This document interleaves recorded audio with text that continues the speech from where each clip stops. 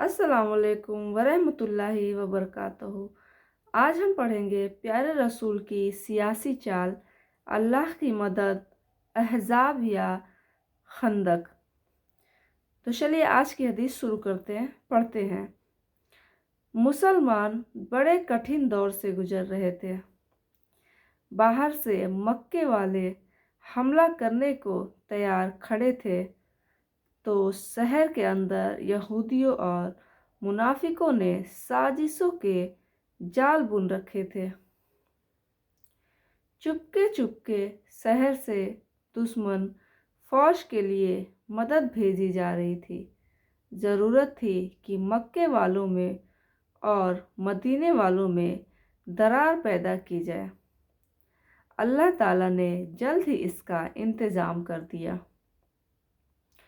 हुआ ये कि कुरैश के सरदारों में से नईम बिन मसूद प्यारे रसूल के पास आकर मुसलमान हो गए।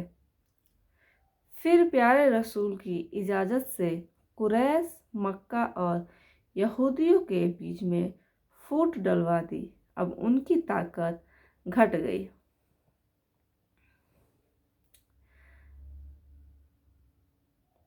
अल्लाह की मदद।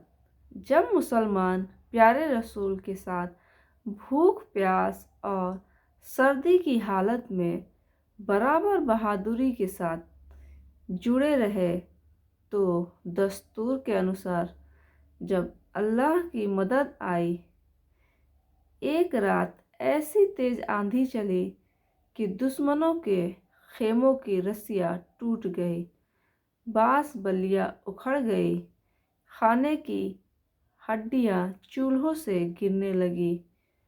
सर्दी में तेज हवा के कारण उनके बदन कांपने लगे।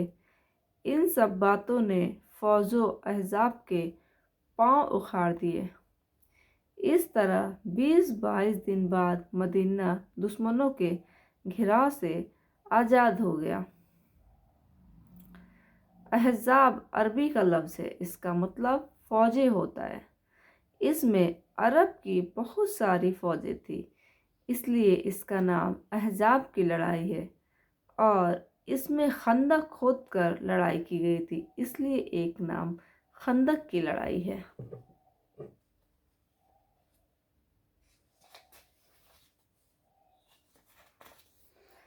अहज़ाब की लड़ाई में 10,000 की फ़ौज इकट्ठी करने वाले पूरे अरब में प्यारे रसूल और मुसलमानों के खिलाफ आग लगाने वाले यहूदी ही थे। मदीना के यहूदी पहले तो खामोश थे, लेकिन जब मुसलमानों को चारों तरफ से दुश्मनों से घिरा हुआ देखा, तो अपने दोस्ती के वादे को तोड़कर फौरन दुश्मनी पर उतर आए। जबकि मदीने के बाहर से अरब के बाहर का मदीने पर हमले का डर था, उसी समय मदीने के अंदर यहूदियों ने मुसलमानों को नुकसान पहुंचाने की प्लानिंग शुरू कर दी। अल्लाह ताला ने अपने नबी की मदद की और सब वापस भाग खड़े हुए।